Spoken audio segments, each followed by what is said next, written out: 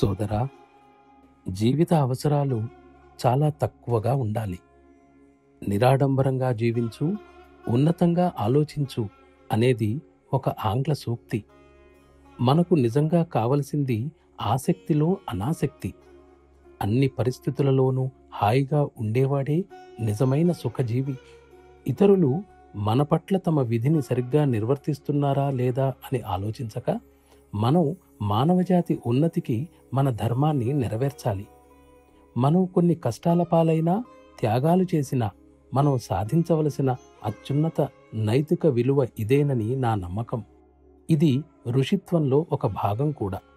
మనం ఏదైనా పని చేయడానికి పూనుకున్నప్పుడు దానికి ఆటంకాలు ఏర్పడడం సహజమే. క్రమంగా అవి తగ్గుతూ వస్తాయి. ఎన్నో వస్తూ ఉంటాయి, పోతుంటాయి. కానీ మనం మాత్రం మార్పు లేకుండా అలాగే ఉంటాం. మనల్ని మనం నిశితంగా పరిశీలించుకుంటే అక్కడ మార్పు లేని స్థితి ఉందని గమనిస్తాం. అయితే మనకు ఆసక్తి ఉన్నా లేదా ద్వేషం ఉన్నా మార్పు చెందేదానితో మనకి సంబంధం ఉంది. అవి రెండూ కూడా మనల్ని బంధించి ఉంచే బంధనాలే. ప్రశాంతంగా జీవితం గడపాలనుకుంటే మనం వీటన్నింటికీ అతీతంగా ఎదగవలసి ఉంది. మన మిషన్లోని పద్ధతిని శ్రద్ధగా సాధన చేస్తే ఈ ఫలితాలను అది తప్పక అందిస్తుంది. మన గురుదేవుల బోధనలను ప్రతి హృదయానికి అందించటం ద్వారా మానవాళిని వినాశనం నుండి కాపాడటమే మన మిషన్ చేసే సేవలోని పరమార్థం.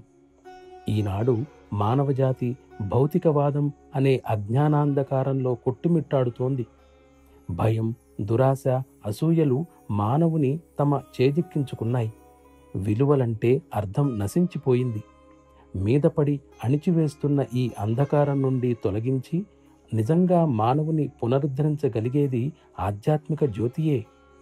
భగవంతుడు మన నుండి ఆశించిన స్థాయికి మనం ప్రగతి సాధించే విధంగా మనలో ప్రతి ఒక్కరి హృదయంలోనూ సత్తత్వ కాంతి ప్రకాశించుగాక.